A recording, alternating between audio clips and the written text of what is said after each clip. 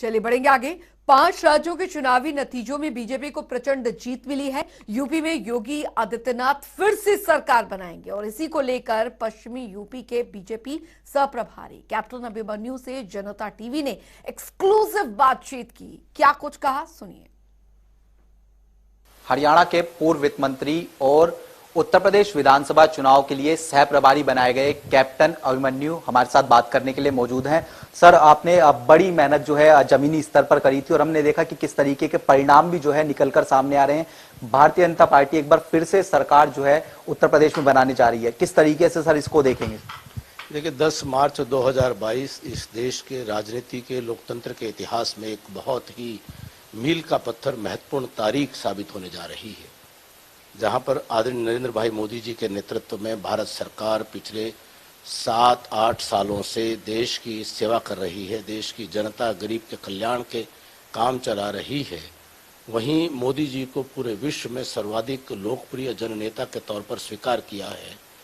Bharatiya Janata party विश्व का सबसे बड़ा राजनीतिक दल बनकर के उभरा है और उत्तर प्रदेश जो लगभग भारतवर्ष का एक प्रकार से 5वां हिस्सा है और इन 5 राज्यों में कुल मिलाकर के 4 राज्यों में स्पष्ट बहुमत की, प्रचंड बहुमत की भारतीय जनता पार्टी की सरकार बनना 2022 के इस चुनाव में ऐसा माना जा रहा है कि इससे 2024 का लोकसभा का चुनाव, उसकी धारा स्पष्ट होती है, उसकी दिशा स्पष्ट होती है, उसका मायने 2024 से लेकर के अगले आने वाले 2029 तक का इस देश के राजनीतिक दिशा को तय करने वाला ये चुनाव था।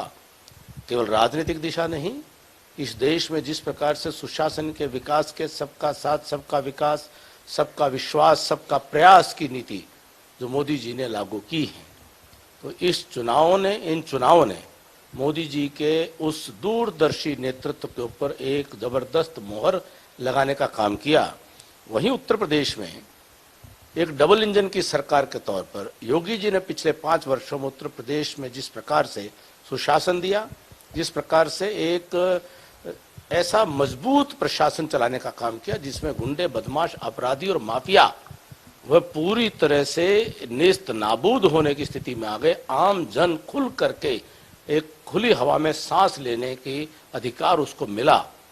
उस श्रेष्ठ कार्य के ऊपर उत्तर प्रदेश की जनता ने इस प्रचंड बहुमत के साथ जो मोहर लगाने का काम किया है, यह एक बहुत बड़ा देश की राजनीति में दिशा देने वाला ये जनादेश है। सर, हम देख रहे थे कि पश्चिमी उत्तर प्रदेश की खास तौर पर बात करें तो एक बड़ी चुनौती जो है भारतीय जनता पार्टी के सामने कहीं ना कहीं देखने को मिल रही थी। आप भी लगातार ग्राउंड स्तर पर जो है कार्य करते हुए नजर आ रहे थे भारतीय जनता पार्टी के लिए। आपसे पिछले दिनों भी जब बात होती थी तो आप कहते थे कि अच्छा प्रदर्शन जो है कहीं ना कहीं रहेगा। इस बार किस तरीके से देखें, यहाँ लगभग 135 के आसपास सीटें आती हैं, उसमें से 90 के आसपास जो अभी तक जानकारी है प्लस जो है भाजपा चल रही है। एक बड़ी चुनौती थी, कहीं ना कहीं उसको पार किया है। देखिए, उत्तर प्रदेश भारतीय जनता पार्टी के संगठन ने पिछले 6 महीने से हमने जिस प्रकार से उनको काम करते हुए देखा है, इतना मजबूत संगठन वहाँ के हमारे भारतीय जनता पार्टी के संगठन के सभी प्रमुख नेताओं ने बनाने का काम किया है। जहाँ एक और केंद्र और राज्य सरकार के काम गिराने के लिए थे, वही संगठन की मजबूती नीचे बूथ स्तर तक इस चुनाव के परिणाम के लिए जिम्मेदार है। प्रतिकूल से प्रतिकूल परिस्थितियों में, जबकि एक गठबंधन, एक बड़ा प्रभावी गठबंधन लेकर के विपक्ष आया था, जिसमें जो जाति और सांप्रदायिक आधार पर चुनाव को लेकर के उन्होंने ले जाने का प्रयास किया था, तो चुनौती निश्चित तौर पर थी। वहीं मीडिया ने जिस प्रकार से किसान आंदोलन के प्रभाव को दिखाने का काम किया था कि उसके बहुत बड़े नकारात्मक प्रभाव भारतीय जनता पार्टी के लिए जो संभावनाएं हैं उन पर हो सकते हैं। इन सब जो प्रतिकूल परिस्थितियां, जो चुनौतियां थी, कार्यकर्ता ने, भाजपा के कार्यकर्ता ने राष्ट्रीय नेतृत्व के, प्रादेशिक नेतृत्व के मार्गदर्शन में कड़ी मेहनत की, बड़ी लगन से, बड़ी निष्ठा से जनता के बीच में काम किया, जनता के बीच में विश्वास बहाली का प्रयास किया और अपने मुद्दे, अपनी विनती जनता के बीच में लेकर के गए और वो जो सांप्रदायिक और जातिवादी गठजोड़ था उसको परास्त करने में सफलता प्राप्त की है। और प्रदेश की जनता ने भी इस बात को देख लिया कि ये जो क्षेत्रीय दल हैं ये परिवारवादी दल हैं और यह केवल जाति संप्रदाय को जोड़ करके गठजोड़ करके अपने किसी प्रकार से येन केन प्रकारेण सत्ता में आना चाहते हैं। उसके बाद केवल मात्र अपने परिवार के अतिरिक्त कुछ और इनके लिए उत्तर प्रदेश के 25 करोड़ लोगों के लिए कोई दृष्टि नहीं है, कोई उनके सोच नहीं है। तो उनको नकार दिया गया है, खारिज कर दिया गया है और उन चुनौतियों का सामना करने के लिए उत्तर प्रदेश भाजपा के कार्यकर्ताओं को मैं जितनी सराहना करूं उतना कम है।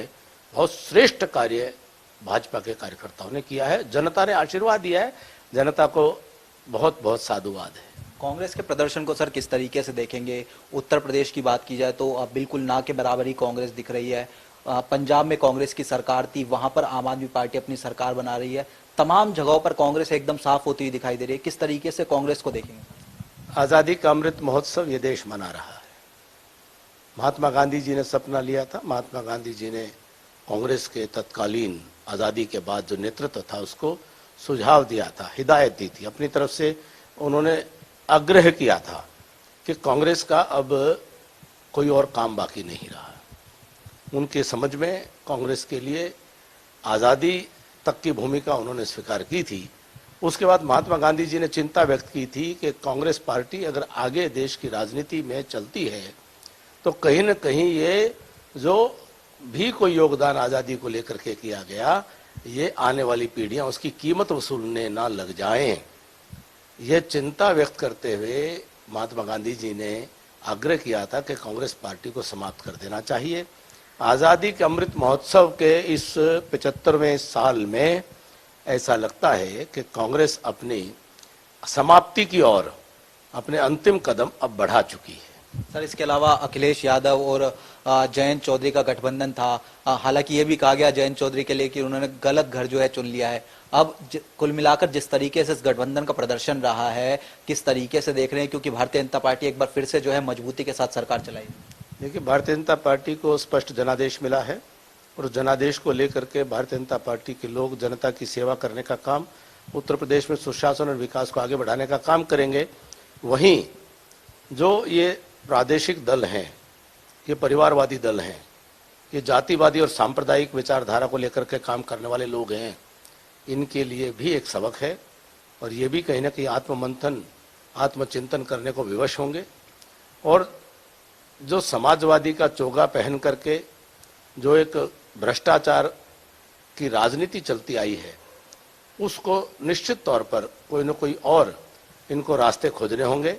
अब इनकी ये झूठ चलने वाली नहीं है। सांप्रदायिकता की और जातिवादी की राजनीति, परिवारवादी राजनीति अब नहीं चलेगी। और जिस प्रकार से हमने पहले भी कहा था कि ये गठबंधन ही जन विरोधी है, इस गठबंधन में जनता कहीं नहीं है, ये केवल कुछ परिवारों का बेमेल गठबंधन है और जनता ने उनको अस्वीकार कर दिया है। और आज परिणाम इस बात का स्पष्ट संकेत कर रहा है कि उन्होंने गलती की थी, भूल की थी।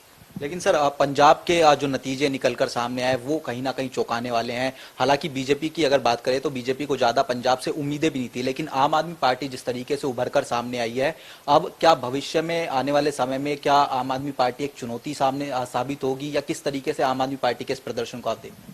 देखिए, आम आदमी पार्टी को पंजाब की जनता ने बड़ा प्रचंड बहुमत देने का काम किया है और एक पंजाब में मुझे भारतीय जनता पार्टी के कार्यकर्ता के नाते पिछले 15 वर्षों में बार बार संगठन में काम करने का सौभाग्य मुझे मिला है। चुनाव में भी मुझे प्रभारी के नाते काम करने का मौका मिला है और जो मैं पंजाब को समझ पाया हूँ, पंजाब की जनता विकल्प खोज रही थी। पंजाब की जनता जो परिवारवादी राजनीति है उससे तंग हो चुकी थी। पंजाब की जनता एक सकारात्मक ऊर्जा वाली विकल्प को भी देख रही है। यह आम आदमी पार्टी के लिए अपने आप में एक बहुत बड़ी चुनौती होगी कि वह पंजाब की जनता की अपेक्षाओं पर किस प्रकार से खरा उतरेंगे। पंजाब के अंदर सामाजिक सौहार्द बना रहे, पंजाब के अंदर सामाजिक सद्भाव बना रहे, पंजाब के अंदर आर्थिक उन्नति, तरक्की के लिए उद्योग और व्यापार को प्रोत्साहन मिले, पंजाब के किसानों की भलाई के लिए, किसान के कल्याण के लिए काम हो, पंजाब के गरीब की भलाई के लिए वो सरकार काम करे, पंजाब में कानून व्यवस्था अच्छी बनी रहे और पंजाब में फिर से वह राष्ट्र विरोधी ताकतें सिर न उठा सके, जिनके कारण से पंजाब की एक पूरी पीढ़ी उसको बर्बादी के कगार पर खड़ा रहना पड़ा था। ऐसे में चुनौतियां बहुत हैं, लेकिन भारतीय जनता पार्टी के लिए ये चुनाव भविष्य की एक बहुत बड़ी नींव रखने का काम कर रहा है। आने वाले समय में जो आज जिस विकल्प को देख करके आज आम आदमी पार्टी को ये मत मिला है, मैं स्पष्ट भविष्य देख पा रहा हूँ। आने वाले समय में पंजाब के लोग राजनीतिक जो धारा की, जो राष्ट्रीय राजनीतिक धारा है, मुख्य धारा है, उसमें भारतीय जनता पार्टी के साथ लगेंगे और भारतीय जनता पार्टी वहाँ पर एक मजबूत विपक्ष की भूमिका जनता के बीच में, जनता के साथ लग करके निभाने का काम करेगी, क्योंकि हम ही उस विकल्प को, उस स्थान को भर सकते हैं, क्योंकि भारतीय जनता पार्टी कोई परिवारवादी या कोई जातिवादी या कोई सांप्रदायिकता करने वाली राजनीति करने वाली पार्टी नहीं है। तो ऐसे में जहां आम आदमी पार्टी सरकार में होगी, भारतीय जनता पार्टी एक विकल्प के तौर पर आने वाले समय में उभर करके सामने आएगी। सर, दो प्रश्न और पूछूंगा छोटे छोटे। एक तो सर ये कि अब जो उत्तर प्रदेश में सरकार बनी है, मोदी मैजिक या फिर योगी आदित्यनाथ का जो जिस तरीके से कहा था कि उनका जलवा जो है देखने को मिलता था, या फिर अमित शाह जी की बात करें या फिर कलेक्टर लीडरशिप, किस तरीके से देख रहे हैं?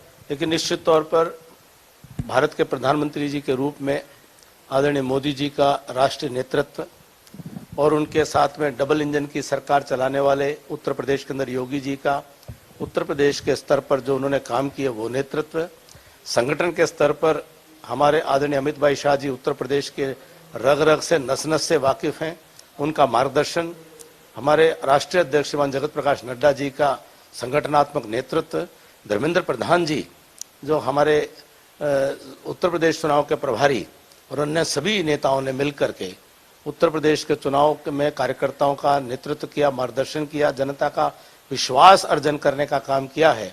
भारतीय जनता पार्टी एक कार्यकर्ताओं का संगठन है। उन सैकड़ों, हजारों, लाखों कार्यकर्ताओं को ये श्रेय जाता है और अंत में जनता को श्रेय जाता है कि उन्होंने भारतीय जनता पार्टी की इस नीति को, इस राजनीति को अपना आशीर्वाद दिया है। सर, एक अंतिम प्रश्न। पिछले दिनों हमने देखा कि गृह मंत्री अमित शाह जी ने आपको लकी चार्म कहीं ना कहीं कहा, उन्होंने कहा कि कैप्टन साहब है तो जीत तो होगी ही। किस तरीके से सर इस बयान को देखें, क्योंकि सत्य कहीं ना कहीं साबित होता हुआ नजर आ रहा है, उत्तर प्रदेश में एक बार फिर से जो है सरकार बनती नजर आ रही है। मेरा सौभाग्य है कि मेरे राष्ट्रीय नेतृत्व ने इस प्रकार से स्नेहपूर्ण आशा और विश्वास और अपना आशीर्वाद के तौर पर कुछ बात कही, जो ईश्वर कृपा से आज फलीभूत होती हुई दिखाई देती हैं। ये तो कार्यकर्ता के प्रति हमारे नेताओं का स्नेह रहता है, जिसमें हमें वो हौसला अफजाई करते हैं, हमें अपना आशीर्वाद दे करके और हमें और काम करने की प्रेरणा देते हैं। सर, बहुत बहुत शुक्रिया। तो ये हरियाणा के पूर्व वित्त मंत्री कैप्टन अभिमन्यु थे, जो जनता टीवी से खास बातचीत कर रहे थे। कैमरामैन दीपक चौहान के साथ स्पर्श शर्मा, जनता टीवी, दिल्ली।